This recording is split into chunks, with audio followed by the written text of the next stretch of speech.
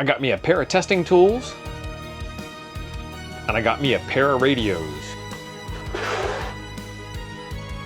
Let's get over to the bench, see how these things fared out for us. Well, let's see what we got in the box for this thing, because it's kind of important to know what you're getting and what's missing and where to go with all of that jazz. So, it's a 2-pack, which I think is kind of interesting, and you actually get 2 separate manuals, so you can give one of these away to a friend of yours, which is good. 2 antennas, 2 radios. Pick your favorite color. You get to pick and choose because you're the one that bought these things. 2 belt clips, 2 lanyards, 2 chargers, and a couple of different color collars in case you're a color collar type person. And I thought there might have been something on there, but that's it. That's what you get. And of course, they each come with their own batteries, but that's hopefully something that you'd expect. But do they both put out the same amount of power? And that is where my SW102 test rig comes into play. I put the antenna on. I should have not put the antenna on until after I did this. And I have this nice little case that I keep everything in. Somebody was in there. And one of the cool things about it that I like is that it has these storage spaces for these adapters, and I keep one of each side. So depending on which way the radio works, in this case it works that way, I can take this and then I can put this on the output, and then I can put the antenna back on, or I can put a dummy load back on with the union if I need to do the union thing. But in this case, I'm just going to use the regular old antenna, and we're going to measure the power output that this radio has from the factory in its default style configuration. And we'll check a couple of bands, because there's 2. And one of the things that we are missing with this get-up is a counterpoise or a ground plane. And I made up these tiger tails here to be able to work with that. We've got one for 2 meters and one for 70 centimeters.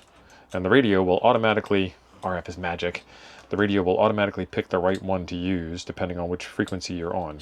So we got a little bit of a counterpoise action going on there too, and that will help. If you use the dummy load, then you don't really need the counterpoise. Okay, let's turn the radio on for the first time. Oh wait, hang on. Welcome. Oh, yeah. Nice little voice, not the typical Baofeng lady. 426, 325. Okay, we'll try that. I don't even know, it looks like it's on high power according to the display. 9.11 watts, 8.10 watts, 9.4. It's a little jumpy there. And the antenna doesn't look like it's perfectly optimized for 70 centimeters. Let's switch it over. 1. Oh, it's in channel mode. Frequency mode. There we go. She's got kind of a Australian accent there. 1, 4, 6, 5, 2, 0. All right, now we're on the national calling frequency on 2 meters. Let's see if it's 10 watts over here and what the SWR is. 15, 16 watts? Well, at least it exceeds expectations. The SWR is still a little weird on it. So what I'm going to do is I am going to try that dummy load after all. And this is a 10 watt SMA dummy load. So let's see. Look at that. Now we've got 1 to 1 SWR, and we have a 9-ish watt output. 4, 6, 0, 0, 0. And now we're on the 70 centimeter calling frequency. And 9, it's still jumping around on 70 centimeters. I've seen 9 1/4 so far at 1 to 1 SWR. Okay. Since we have 2 of these, let's just try both of them and see what happens. Let's try the other one. All right, what kind of power are we getting out of here? 9.46, 9.22, 9.5. Still jumpy a little bit, but not as jumpy as the other one. And this is also on 2 meters, not 70 centimeters. And then let's switch it over. 4, 6, 0, 0, 0. 9.2, 9.5, 8.39. A little more jumpy on 70 centimeters. Let's change back to the proper antenna. Dummy load's doing its job. It's a little warm. 15 watts, 14 watts. That tells me that this is, you saw the SWR jumping around too. That tells me that there's something wrong with the antenna and that it is also not necessarily 50 ohms, which is why you're getting the measurement error there. Let's try the other antenna while we have it.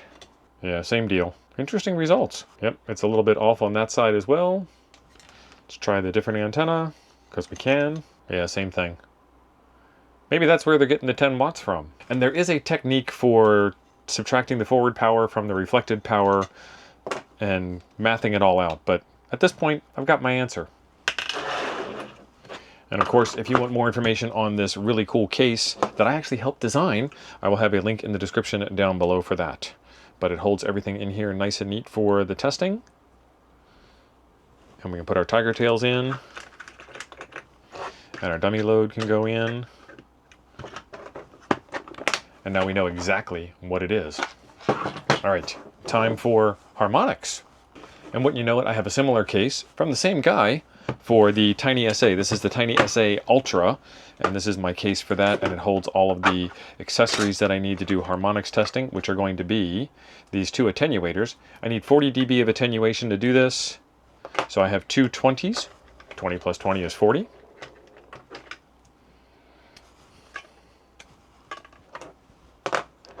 And then I'm going to plug that directly into the radio, so I think we're good to go, but we'll find out. Let's do the orange one. Okay, I'm going to use my handy dandy plectron here. Plectrum? I forget how to pronounce that. And we're going to check harmonics. We're going to measure a harmonic of 146.520 megahertz. We're going to leave the span the way it is because that's just the way I want to do it by pressing ×1. I need to account for the external attenuator. I've got it set to -40, perfect. So the first criteria is that it has to be below -16.02 dB, and then the second one after that is that it's got to be 40 dB below the fundamental frequency. So we'll put in the -1602. We've got that all in. Make sure we're on the right frequency. 14652 0. And then we've got to give it a couple of transmission volleys for this thing to sort itself all out, for it to add in the internal attenuation in order to make the measurement accurate, and take her from there. So we've got some signals going out. So we're below the pass-fail line, and then our first harmonic is -57, and our second is gone. So we're at -56. So she's clean. I like it. Slide that in there nice and neat. Nice and neat. Turn her off. All set. Let's take a walk through the menus here while we got these things out. Talk It Direct. Welcome. Okay. Does this thing have any interesting features that other radios don't? I see the GPS logo on the top. I see the Bluetooth button right there. Channel mode. Frequency mode. That's pretty normal. Change it down there. It's on 136. Sounds like it's got some airband type reception, some wideband receive type stuff. Let's go into the menu. Menu. Radio setting, squelch, step, Vox, delay, timeout timer, Roger beep, keypad beep. Let's turn that off. Confirm. Confirmed. And then there's a back button. Power saving, the beep is off. So that gives you some battery savings, and this might be some reasons why there's some issues with APRS. Probably not. I think Jason did a test on this, KM4ECK Jason. So let's take a moment to talk about the APRS problem and pay the bills around here. Today's sponsor is GEEKOM, and that fits in perfectly with the situation with the TD-H9 and APRS. Smart Jason took a lot of time to figure out what was going on with it and how it was working and how it wasn't working, so I will point you to his video to figure out all of that kind of stuff. But affordable radios like this are fantastically useful. And I think we should solve this problem by letting the radio be a radio and by letting a real computer do the APRS work. So the GEEKOM A5 Pro 2026 edition is a compact Ryzen-based mini PC with 16 gigs of RAM and up to 1 terabyte of SSD storage. Got support for SSD expansion and up to 4 displays with 8K output. Pair this TD-H9 with an AIOC cable and one of these GEEKOM PCs and you are all set for a full-on APRS station with online mapping and objects and propagation reporting and all kinds of other cool features that you just can't do with a radio alone. There's just not enough space in the case for that kind of thing. And with the 10 watts that the TD-H9 puts out, it'd be a pretty useful APRS station. Especially since you get 2 in the box, you can actually do some of your own troubleshooting and testing and field work to make sure that your APRS digipeater or iGate is set up and working the way that it should be. The A5 Pro has an all-aluminum chassis. It's gone through GEEKOM's durability testing, and it comes with a 3-year warranty. GEEKOM's summer sale is on now. Use the coupon in the description down below to save 18% off. So if you want to save over $100, check that link in the description. Let's get back over to the bench and keep on keeping on with this TD-H9 review. So we'll leave that the way it is. That is how often it receives versus how often it goes into sleep mode. So that way you're just not wasting battery power having this thing receive all day long. Keypad lock, dual watch. It's nice you can turn that on and off. Listen to 2 frequencies at once. Doesn't necessarily mean it's full duplex. It just means that it's monitoring 2 frequencies and it's probably flipping back and forth. Voice, turn the lady on and off. Backlight, change that around. This one's got a decent setting from the factory. I have seen it where the backlight goes off as I'm trying to show the menus or take a look at the menus. That gets pretty annoying. That one's set pretty good. Brightness, where are we set? We're set at 5. Confirm. There's 1. That's pretty dim. Confirm. Power on display. Voltage, message, or picture. You can upload your own custom picture. Display. Single, dual, classic. Okay, so it's on dual already, and that's what dual looks like. So let's do Channel mode. Frequency. Menu. display of single. Confirm. There we go. So it takes off some of the extra noise on the display. And there we go. That's actually not bad looking. I think I kind of like the classic the best. I'm going to leave it at classic. Automatic number information. Display type. Frequency, name, and number as your choices. Nice. When you get this thing all programmed in, it'll do different for the A channel and the B channel. DTMF side. I guess that's the side tone that you would hear if you did DTMF. It's currently on. And we are on... Can I transmit on 136? That would be bad. Cancel. Cannot do it. Perfect. All right, so how does DTMF work? Let's do... All right, so I can hear it. That's my side tone. Let's turn it off. Confirm. Yep. Okay, cool. I actually like that being on. I'm going to turn that Menu. back on. PTT delay. Wonder why there's a PTT delay. How about no delay? 3,000 millisecond delay between the time you push the PTT and the time it does the thing. Language. Don't change that. Alarm mode.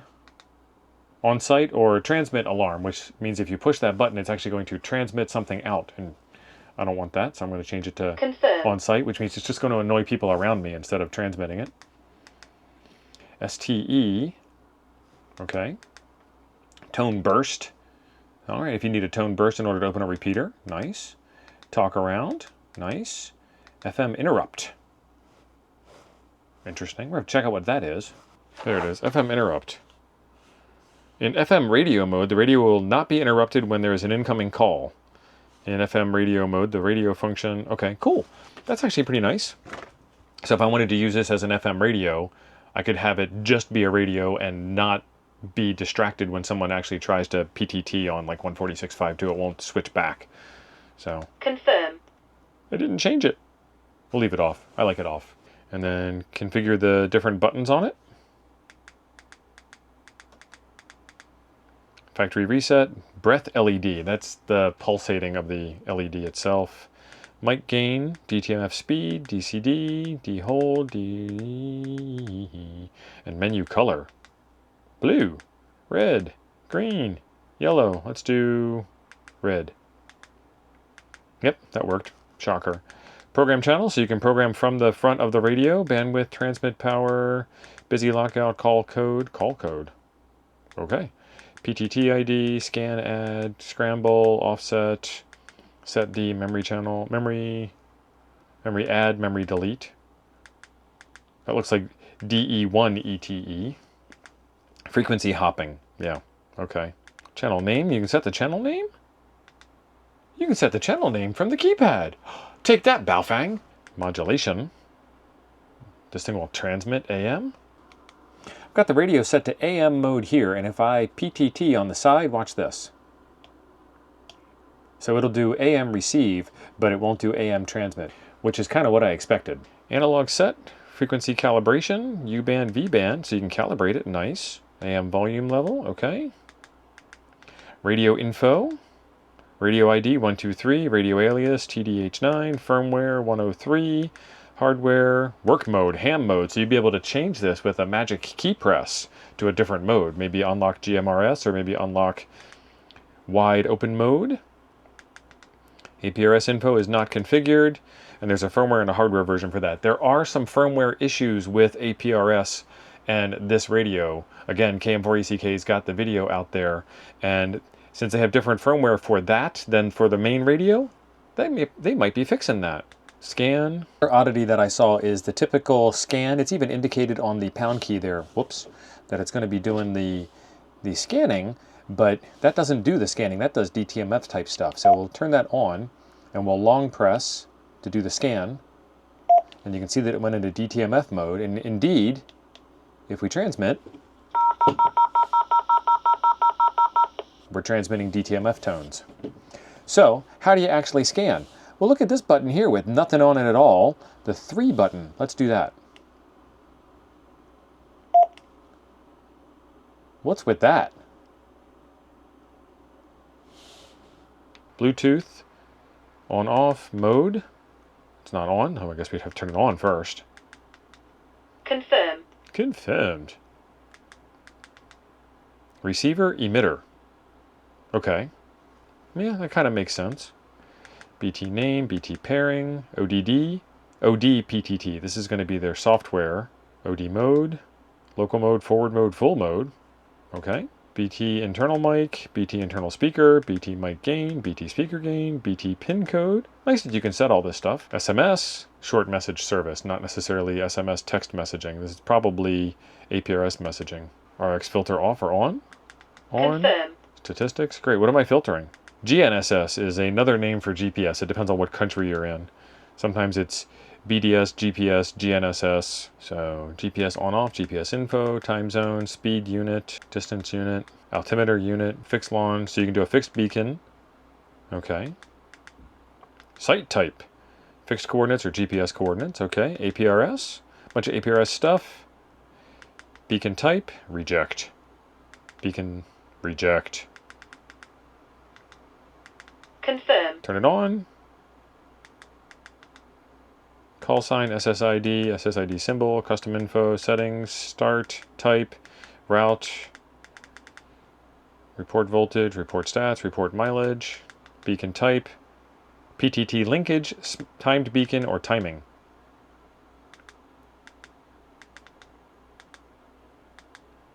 Looks like it does not have smart beaconing so far. And that's it for the menus. Cool. Interesting set of radios. You get the orange one and the black one. I guess you can also get a black and black set according to the Amazon, which is where I will leave a link in the description down below for you. 10 watts worth of output.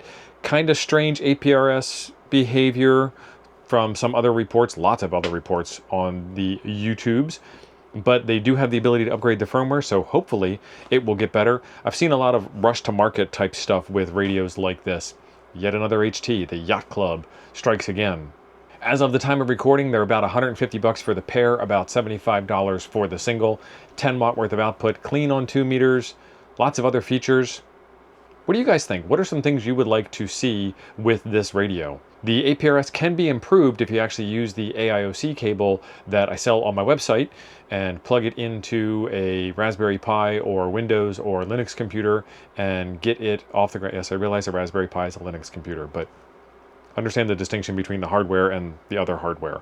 Anyway, and get it to do regular APRS type apps. And I'm actually going to try using the AIOC with APRS Droid. I hear it works, but I want to try it. So make sure you're subscribed to see that video when it comes out. I've got a link for you down below for this radio and for the Tiny SA and the SW102 and the 2 cases that they are there in case you want to pick either of those 2 up and help support the channel. Otherwise, I have a video for you right over here I think you might enjoy next. Thanks for being awesome. I'll see you over there.